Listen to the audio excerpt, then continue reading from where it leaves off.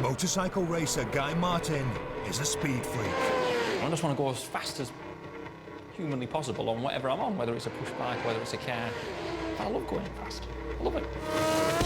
Now he's pushing his love of speed to the limit, risking everything to try and break 4 records. Oh, well done! Last time out, he became Britain's fastest cyclist, hitting 112.94 miles per hour. Next on the list is a seemingly impossible. Riding a motorcycle quickly enough so it skims across water. If it works, he could set a new world record. If it doesn't, he could have the biggest accident of his life. All the graphs have been done. All the maths have been done. I just think the next run needs to be it. You can think about things too much, can't you?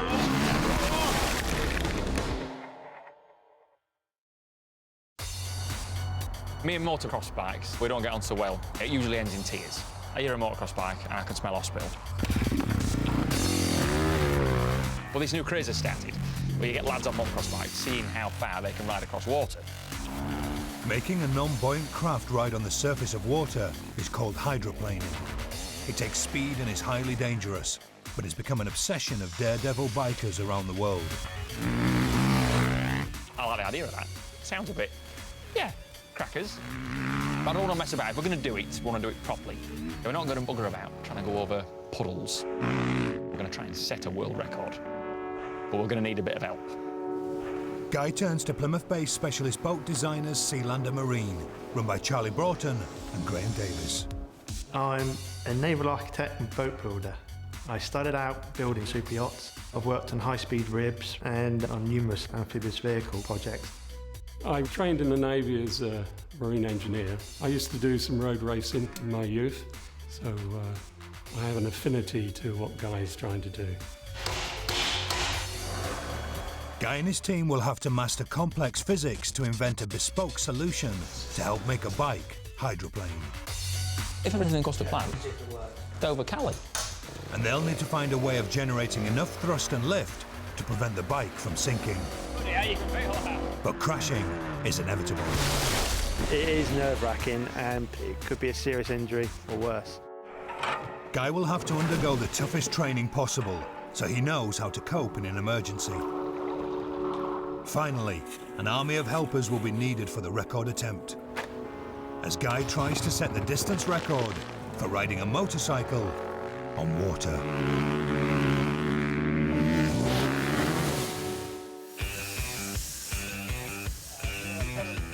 With 5 months to go before their planned record attempt, Guy meets at Charlie and Graham's base to start researching video clips of other hydroplaning efforts from around the world.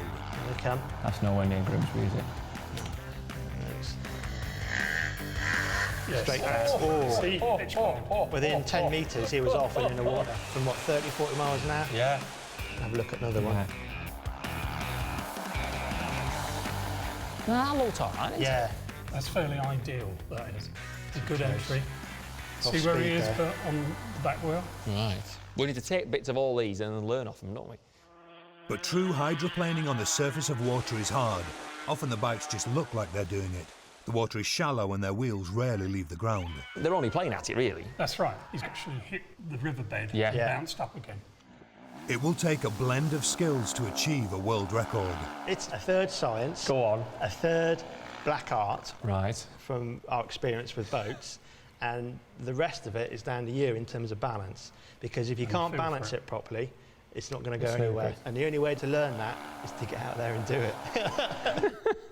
Right. Well, I need to go learn about some hydroplaning first, don't I? Hydroplaning is all about Newton's third law of motion. For every action, there's an equal and opposite reaction. Throw a stone with enough energy at water and it will skim, because of the opposing force coming back from the water, pushing the stone up. Similarly, if Guy can create enough speed by using the bike's rear tyre like a paddle, he'll put enough force into the water to ensure the equal and opposite force coming back will keep the front wheel and him on top. But if he slows, the downward force on the water will reduce, which means the opposite force will also reduce and will no longer be sufficient to keep the bike on the surface. The best way for Guy to actually experience hydroplaning is by piloting one of the fastest hydroplaning vessels there is, a Formula One powerboat. He's come to a private lake in the Midlands to meet former world champion Jonathan Jones. Now, Jonathan, how's it going, mate? It's going well. How's it going with I'm you, all Guy? right, mate. I'm all right. Excellent. What's the plan? Today we'll have you running around 100 mile an hour. The boat obviously can do a lot more than that. It'll run up around 160 odd mile an hour if we need to down here. Yeah. It does 0 to 60 in about 2 seconds. It 0 does to 60 in 2 seconds. It's quite quick. I mean, that's like Formula One. Formula One cars that do something similar to that. That's right. Any motorbike I'm on, that won't do that. Yeah, and on a tight corner, you're probably pulling about 6.5 Gs. Is that right? Yeah. It's only happening for a split second, but it's still 6.5 Gs. With 400 horsepower and lightweight carbon fibre bodywork, the boat flies across the water. Air fills the space between the two hulls, lifting the machine while the pilot constantly adjusts the throttle to prevent the boat from flipping. Guy is about to learn how hydroplaning is a 100-mile-per-hour balancing act. Got my hands down there somewhere. It's all right, it's all right, it's all right. All I can I'm in say safe is hands. he's one lucky fella. He was at the front of the queue and I was at the back. After a careful briefing, Guy is trusted to go it alone. Pedlow, Cleethorpes Boating Lake, Booze Cruise, Dover, Calais. Formula One powerboat, yeah. Yeah, natural progression, really, isn't it? That's what happens. To lift the hull out of the water and start hydroplaning on the surface will require full throttle. But that means risking flipping the boat over completely. This will test Guy's piloting skill to the limit. Charlie and Graham have come along to observe.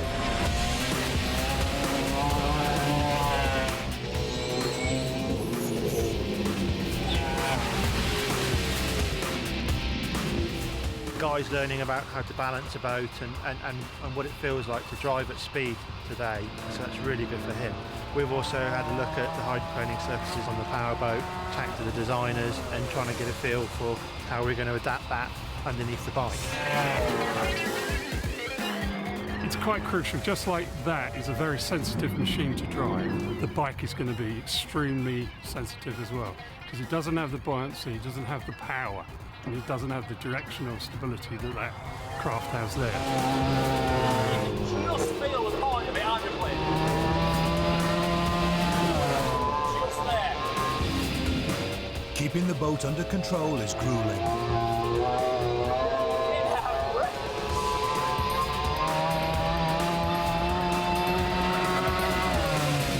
Spot on. Serious piece of kit this is, serious.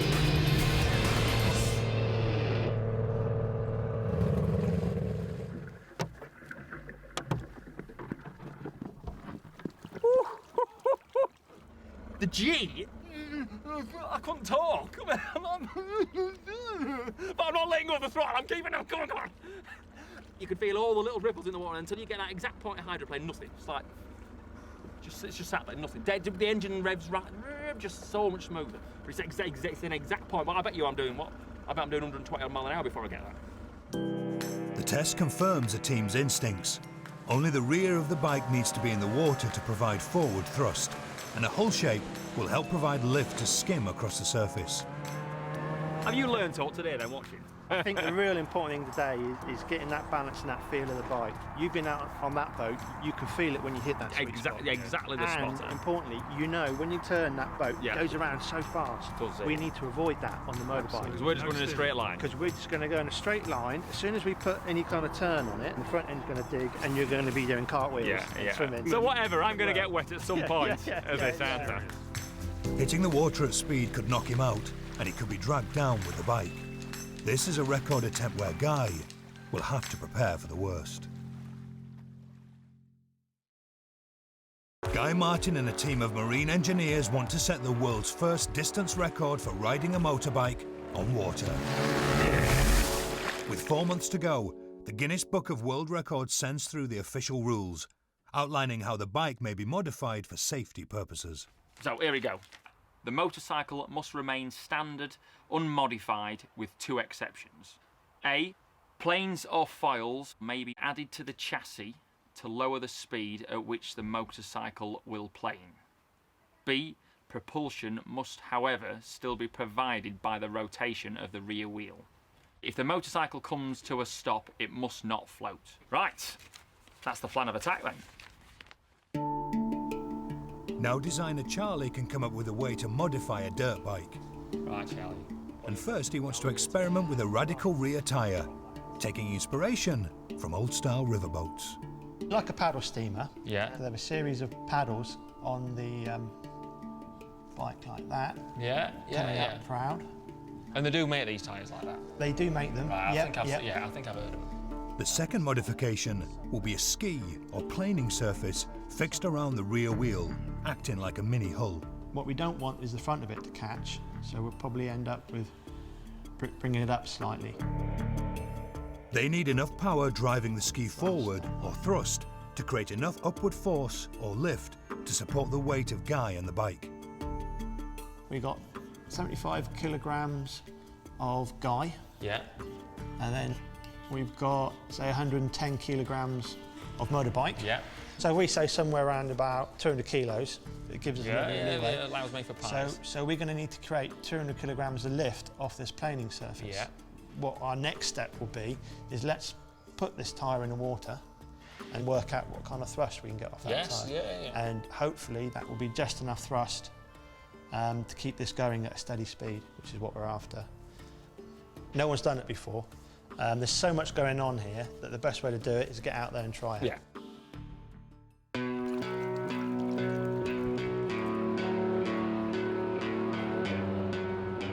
Ready for action.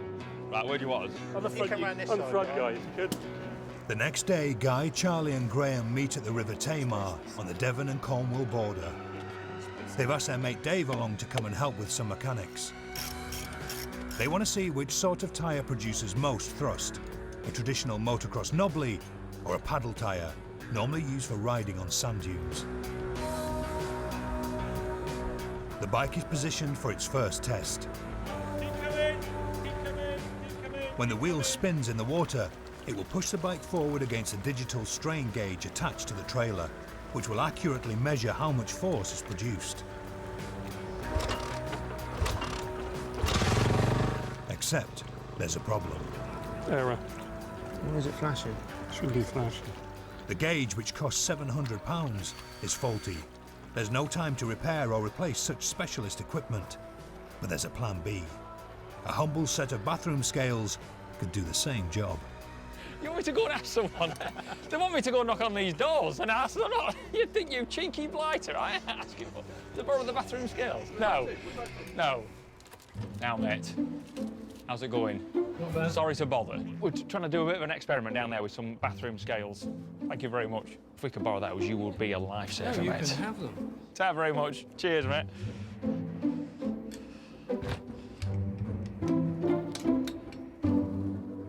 How trick's that? Hey? At least could tell a few stories. Hey? Hey? I'm excited now.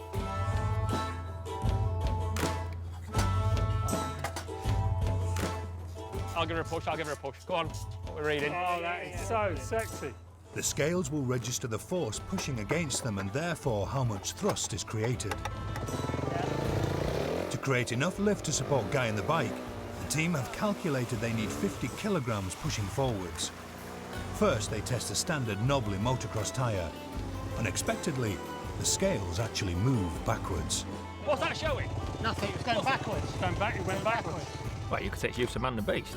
I mean, you boys know that, used to man the beast. If anything, that tyre is creating negative thrust. No, it's pushing the bike backwards. The tyre cuts into the water like a saw, pulling the bike down and back. That was really surprising. It really was. We thought we'd get at least some thrust off it. So yeah, a waste of time. Absolute waste of time. Red-faced tights. Unless a paddle tyre can produce the magic 50 kilograms, the whole project will end here.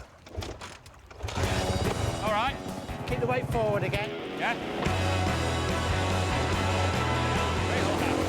The scales rush to the right, indicating positive thrust. And what pressure do we get to there? Up to well into 100 kilos. 100 kilos? Yeah, well into 100 kilos. kilos? It's a terrific result, producing more than twice the thrust the designers estimate is necessary to make the bike hydroplane. They continue and discover there's a sweet spot between 40 and 50 miles per hour. If the tyre spins too quickly, there's not enough time for water to refill the voids made by the paddles. It's called ventilation. In effect, the tyre is pushing against air, and forward propulsion completely disappears. If you went flat out, you'd actually sink because there's a sweet spot where the thrust is going up as the RPM goes up, and then there's a point where all of a sudden the wheel cavitates and the RPM jumps up highly and the thrust just drops off to zero. So it's really important that Guy understands where that is, and it will be very unforgiving if he goes over it.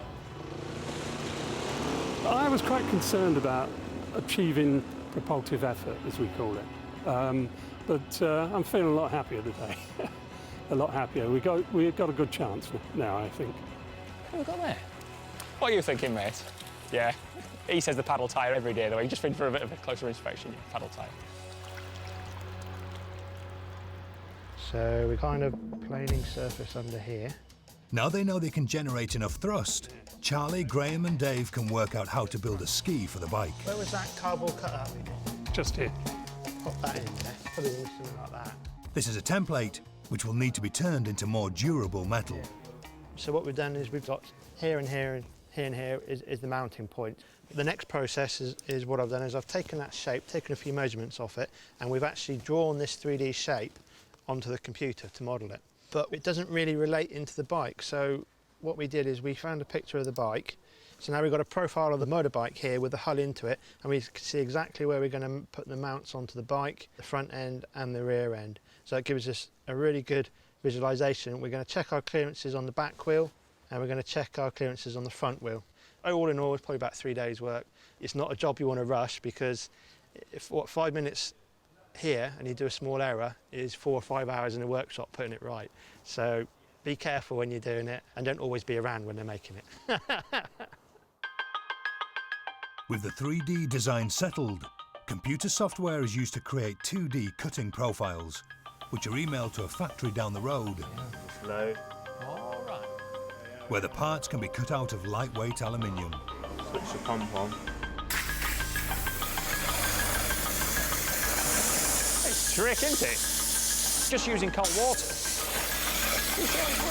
This cutting machine doesn't use a blade.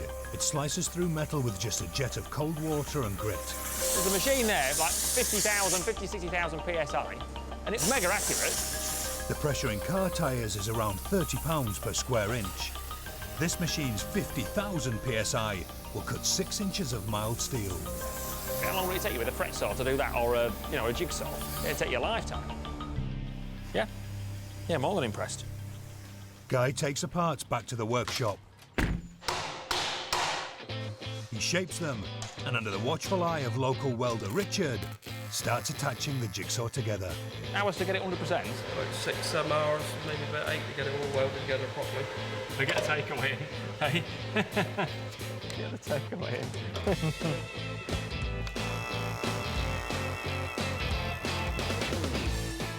Once welded, the ski can then be fixed to the bike.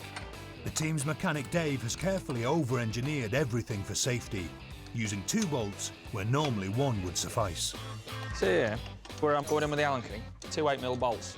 They're a tight fitting together, but it just makes it a lot more rigid. Yeah, they actually rub against each other, so they actually lock into each other and stop them from doing. Cracking job, good engineering. We've got a knocking stick. The ski fits perfectly and is ready to be tested. It's not just a knock together thing, it's a proper bespoke piece of kit for the job, isn't it? Everything costs Yeah, to see if it works. Big tank on it, Dover Cali. Hey? If that goes to plan, bigger tank, Right, we've done it now. We're going to get Guy on it. Portsmouth Sherburg. Hey, you don't know, do you? Saddlebags you can bring back duty free. Yeah. But before Guy tries to ride on water, he has to have a swimming lesson. If anything goes wrong during the record attempt, Guy could find himself trapped deep underwater. It's therefore essential that he becomes comfortable with the feeling of being fully submerged and knows what to do in an emergency situation. He's come to a local swimming baths with an offshore rescue team. Guy is not a confident swimmer, but he knows what to do in an emergency situation. He's come to a local swimming baths with an offshore rescue team. Guy is not a confident swimmer, but he knows what to do in an emergency situation. He's come to a local swimming baths with an offshore rescue team. Guy is not a confident swimmer, but they hope to make him fully at ease conducting an underwater escape. I'm not a swimmer at all. At all. But it's all right. I like something that's a bit out of my comfort zone. It's all right. Yeah. Guy's training progresses to a submersion rig used to teach racers how to escape from powerboat cockpits. If Guy can remember the evacuation procedure from a stressful, disorientating underwater situation like this, the safety team will be happy for him to proceed with his record preparations. I've got to take the steering wheel off, take the harness off, open the canopy, and float out, just like that. Just like that, you said? Just like that. Just like that. Don't forget, it's canopy first, steering wheel and harness. Steering wheel, harness.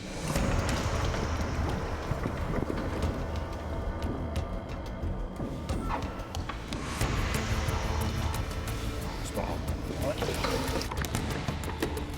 3, 2, 1.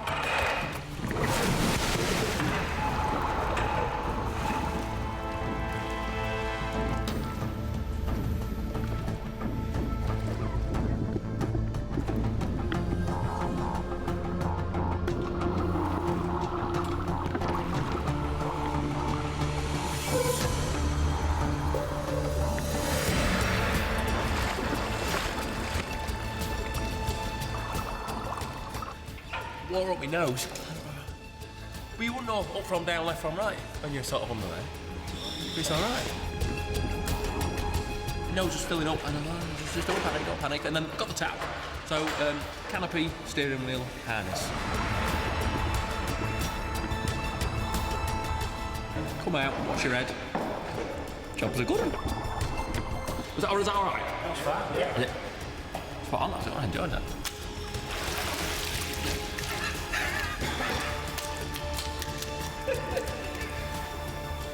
Guy has passed the test. Now the project can get serious. The next step is to try and ride on water for the first time.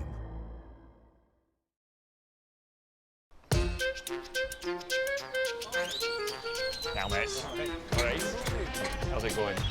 Guy Martin and his team of marine engineers Is there anybody there? are 3 months into their preparations for setting a distance record riding a motorbike on water. Hey, up. Look, we've got movement on the pipe. They're filling a trench from a local pond, ready to start testing. Get another couple of inches of water in. The first person who will get to play in the trench is Cambridge University's Dr. Hugh Hunt, whose research has included the physics of the dam busters' bouncing bombs.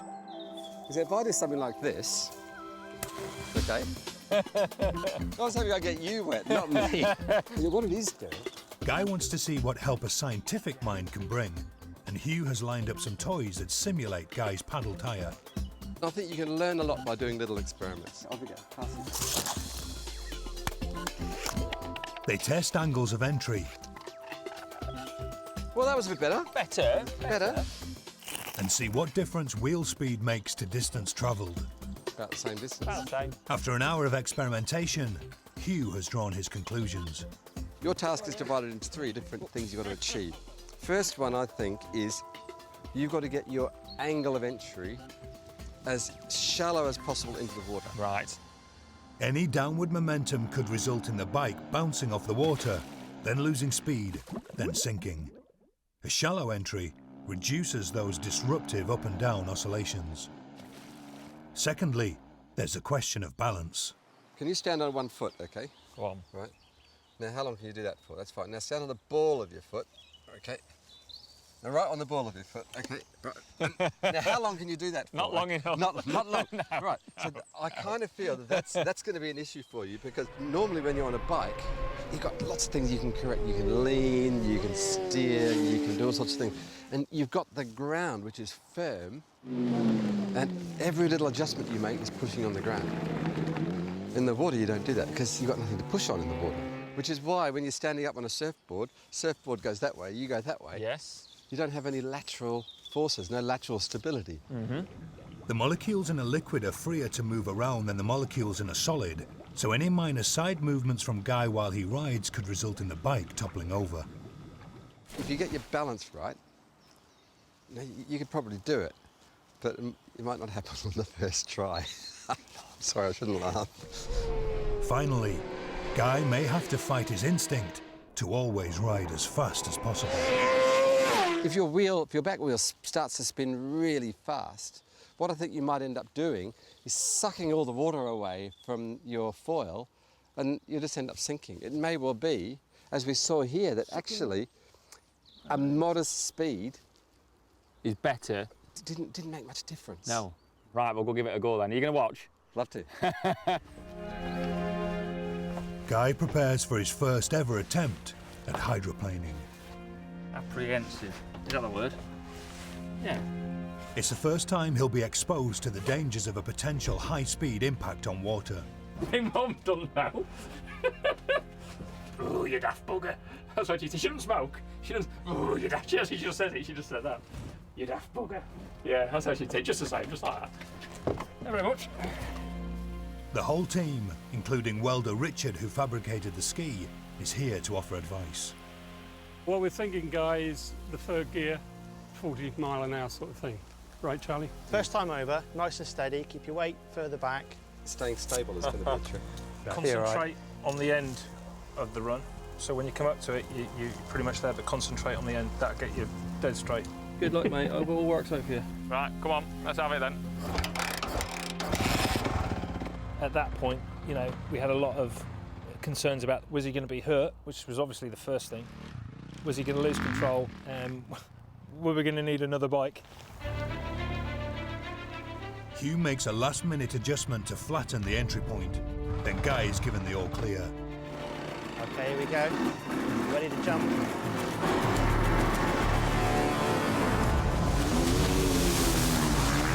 Not fast enough. It's a disaster. He's simply ridden through, not on top. What do you reckon I was when I first entered the water? About 25 mile an hour, 30 mile an hour. Just a bit feeble, really.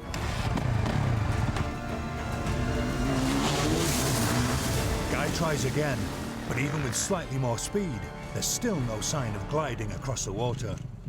It's very easy to get despondent when things are not going right, but you've got to keep at it. You've got to get together and work at it, you know? More speed. Yeah. Guy tries different engine revs. That was quicker. Speed's me friend. That worked better, yeah. And tries leaning back to stop the front wheel digging in. Is that the right body position? As far back as you can go. Yeah. He cannot find the sweet spot. So weight back, Weight more back. speed. More speed. He succeeds in nothing more than soaking his team. What happened at the end here? The only thing left to change is the angle of the ski to try and create more lift. Get her in, boy, get her in. They also refuel the rider. Thank very much. Food is champions. If the change doesn't work, 3 months' work will have been wasted, and the project is back to square one.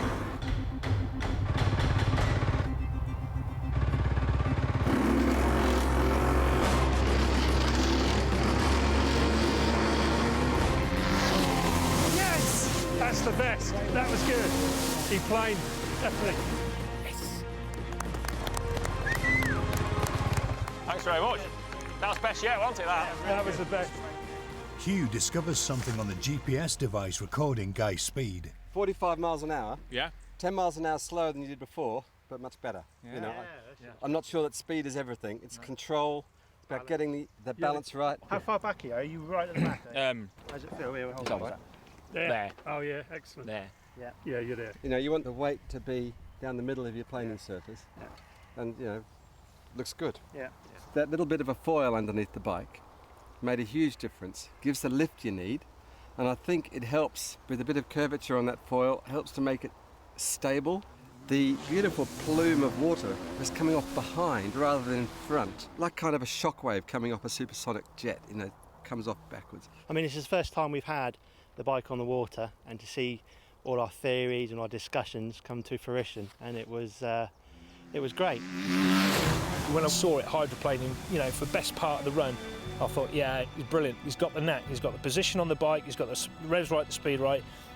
Can only get better. I had the slight whiff of hospital before we came to do it. We were all like that. Well, now I'm all right. So thank you very much. Right, that's it. Fingers crossed. Another notch up. Yeah, good day. I sleep well tonight.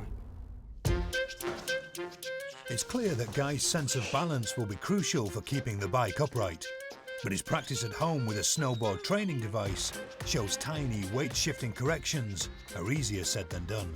Jesus, wet.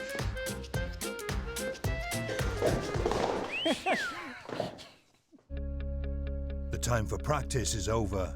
5 months after starting the project, the team come to Bala Lake, the longest stretch of water in the Snowdonia National Park. It's the ideal hydroplaning venue. There are 4 miles of calm waters with little boating traffic and a relatively flat shore for the motorcycle to approach on. This could be the scene of a Guinness World Record. That sounds right impressive, doesn't it? The scene of a Guinness World Record. Or it could all go horribly wrong, but it'll be a Guinness World Record attempt. Now, the result of that, I don't know.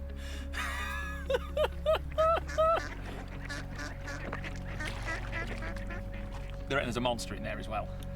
That might not help proceedings. There's an enormous amount of preparation to be done before Guy can try to ride on water. And a mixture of experts and locals have assembled to help. The expectations of success are high. Oh yeah. Well, they went to the moon, didn't they? The line which Guy will ride has been marked out.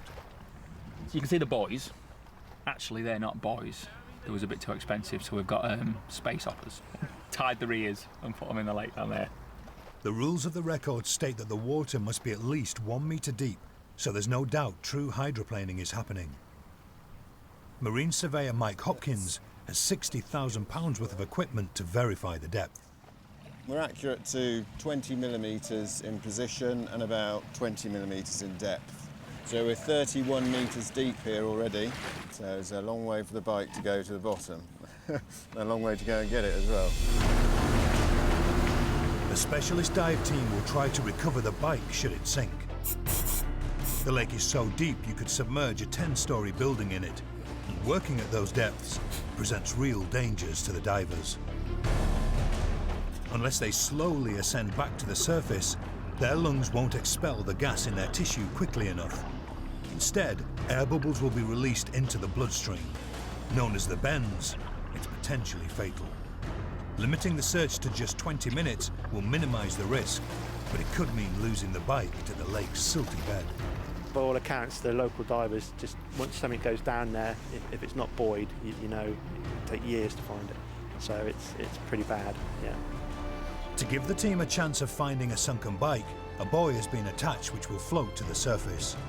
But the rope it's secured with has a 130 kilogram braking strain, which could tangle around Guy and drag him to the bottom. So he's armed with a diver's knife. You see that? If someone's helmet's stuck on while they're under the water, pull the strap down and do that. So it's razor sharp there, but blunt there. And it's just if I get knotted up with that buoy, or knotted up with anything else, I can just cut that off, so that's great. Spot on. Spot on, I feel like Indiana Jones. The team plan to make the record attempt at dawn. In the meantime, they relocate to the North Shore. Guy needs to experience how disorientating crashing can be. So they've come to where the waters are shallow enough to walk in for a simple purpose: to teach Guy how to survive a crash. Every time I've ever raced a motorbike is to either go and enjoy it, or go and win a race, or go whatever it is, but never to crash. So here we are. I'm a bit nervous. I'm a bit nervous. Guy needs to learn how to dive clear of the crashing bike without getting tangled up in it. The important thing, don't forget to push yourself right away from the bike as soon as you feel yourself going. You want to be off the bike before it's falling over. Yeah.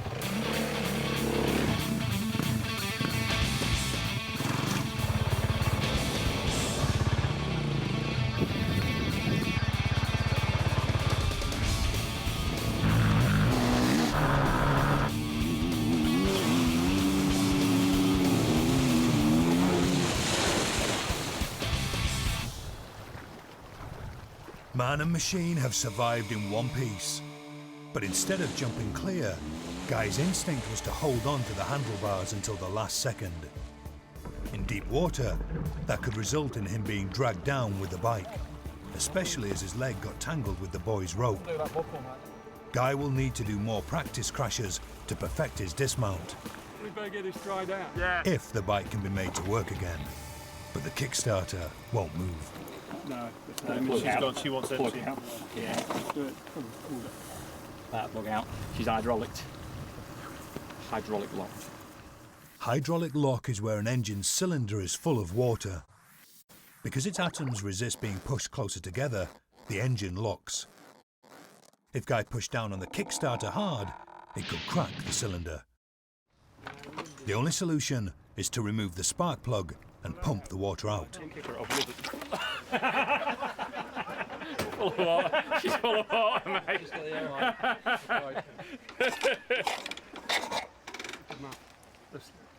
Let's have him on in. Once emptied, the bike sparks back to life, and Guy's crash course can continue. You can't get anything but big accidents on water at speed. The water grabs you, flicks the bike over, you're flying everywhere, there's spray going everywhere, and you never know if he's okay till you see him bob up, hands up, or stand up. It is nerve-wracking. It could be a serious injury or worse. There's no doubt Guy now knows how it feels to crash. No problem. Cheers, bud. Even if he never quite overcomes the urge to keep gripping the handlebars.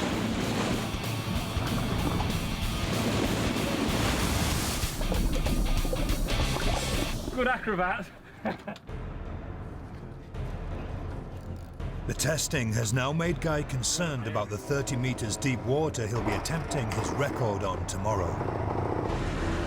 I went over the handlebars and the water came up under my helmet there.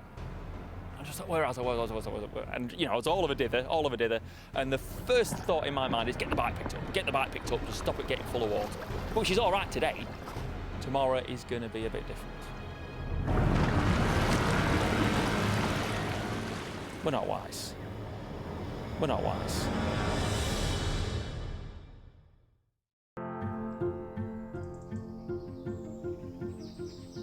Dawn breaks at the Bala Lake camp in Snowdonia, and the team are blessed with still weather. Today, Guy Martin will see if 5 months' work has paid off, as he tries to set the distance record for riding a motorcycle across water. If there's ever a day to break a record, it's today. 2 local carpenters, Owen and his brother Ian, are helping Guy install a ramp, despite the language barrier. Ti'n bach yn y strap ma wan i ffrant y bwced. Reit, da ni'n mynd i roed strap amdan. Iawn? Okay? I got a bit of a gist. I got the strap bit. They get the ramp lined up to the team's satisfaction. We're trying to get the least amount of drop going into the water as possible. If there's any drop as the bike enters the water, then the downward momentum could cause the front wheel to catch and it'll just wipe out. So we want a really gradual slope down into the water. 3 tons of sand is used to make the approach as smooth as possible, and fluorescent poles mark the edge of the track so Guy knows where to aim for. It's time to ride.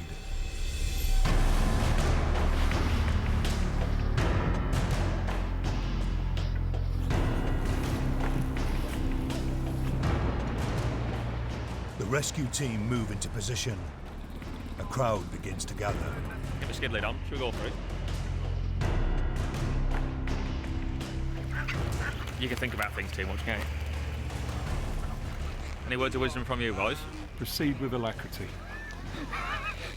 That means give it the berries. Yeah, give it everything. But if you feel unstable on that surface, you know, no shame in aborting early. Yeah. By the way, we want the bike back. That really ain't down to me.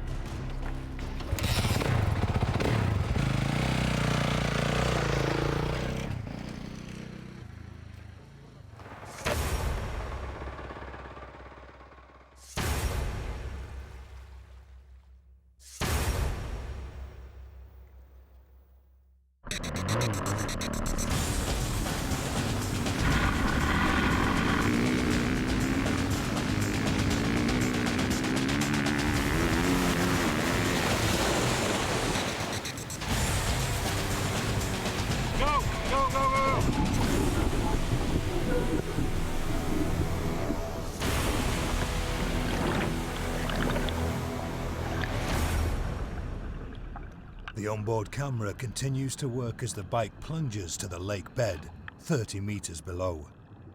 It takes just 5 seconds to sink into total darkness.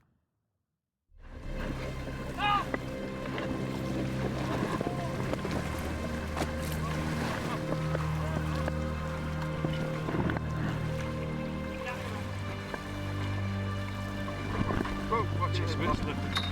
You all right? Yeah. Sit down.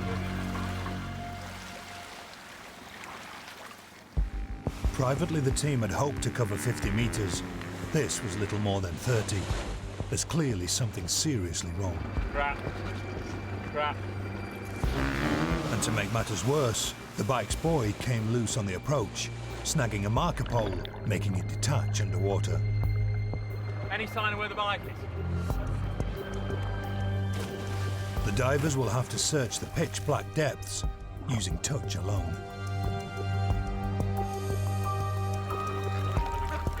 While everyone keeps their fingers crossed, Guy and the team analyse what went wrong. Oh, that's brilliant, the way you've got... They check if Guy's body position was balanced. I couldn't have really been any further back there, could I? The position was perfect. Yeah. Now what's happening there? The front end's gone down a bit. And that's the porpoise effect. Right, yes. And that by not entering the water as flat as possible. Flat trajectory. Right, yes. The ramp isn't flat enough. Its 5-degree angle delivered the bike with too much downward energy, making it bounce off the surface of the water. Then it bounced again, much higher, the so-called porpoising effect. The heavy landing unseated Guy. Just a blur. Sky, water, water. It's not nice. It's not nice. 1, 2, 3. The solution is to make the ramp's angle shallower by raising its end 10 inches. Everyone helps, in the hope the bike will be found, and there will be a second run. To be honest, at this point, it's not looking good, is it? It's not looking good. We've got to be the turning optimists, them boys know what they're doing. The first divers reach the maximum time limit for being underwater and are replaced by a second team. Oh yeah, he's just going down now. Yeah. After 1 hour, the bike still hasn't been found. This is where I worry. Are we going to get it back? You know. Then, 36 meters down, with less than a meter's visibility, a rear wheel is seen through the stirred-up silt. They found it. Hey up, hey up, hey up. Orange flotation bags are attached and inflated. The bike comes back to the surface. There we go, that's a motorbike. Right, let's get cracking, we get the overalls on.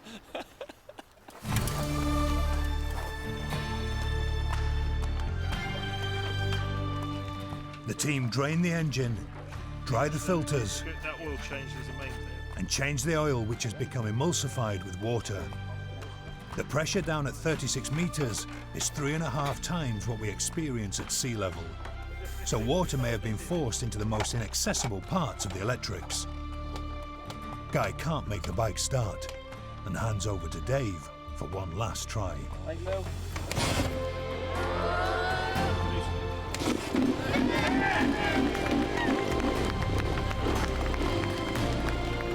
Amazingly, the bike works. What do you reckon? The ramp has been leveled, and Guy's ready for another attempt. Almost. We all right? 10 minutes. Thanks very much. Right, spot on. Right, pre-race poo, and we're going to go for it. We've improved our chances, but still 50-50. But let's be positive. I'm not getting wet. He is. It's down to you now, mate. I'll have a cup of tea ready for you when you get out of the water. Make us all happy.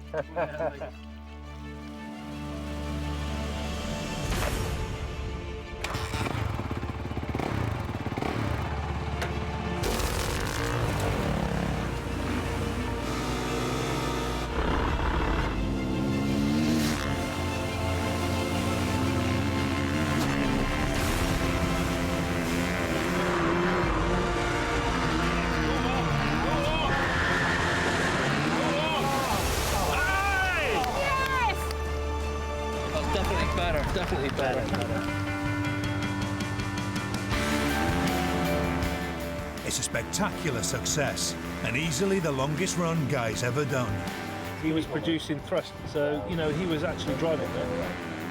He looked very good. But travelling at such speed makes a final impact shockingly heavy. I must have been doing 30 mile an hour, hitting the water with my head at 30 mile an hour. That's going to hurt. And I think I'm feeling it a bit now. I've took a smack on the head, I don't know that. It's like you've had, you know, a couple of 3 pints. You know about it. I've had a bit. But I'm all right. I'm all right. No one's died. No one's died. There's the bike. The marker buoy stayed attached, so the bike is found swiftly. But with the weather taking a turn for the worse, there isn't time for another run. Let's call it a draw. Call it a draw. Mike the surveyor is in charge of all measurements and has a verdict on how many metres were officially covered. So, Mike, what have we done? 63.56 and, you know, congratulations, that is a world record. Well done, Guy. Nice, pretty much. I think it's a bloody good achievement, to be perfectly honest. I look at that and think, I'd never ever want to do that. Good on you, Guy. Let's do it again someday. Yeah, It's been fun. You are a nutter, Guy. Very much. And you're prepared to go further, that's the thing, you haven't learned, have you? No. Cheers. Guinness would only print the achievement in their book of world records had 100 metres been reached. But Guy's incredible 63 metres effort, well over half a football pitch, still stands as the longest distance ever ridden by a motorcycle on water. There's nothing easy about that. Nothing easy. But if you fancy it, talk's cheap. Talk is cheap. After you. Easy, Tiger. Next time, Guy takes to the skies Bloody hell. and builds an aircraft he hopes will break the 29-year-old speed record for the fastest human-powered flight.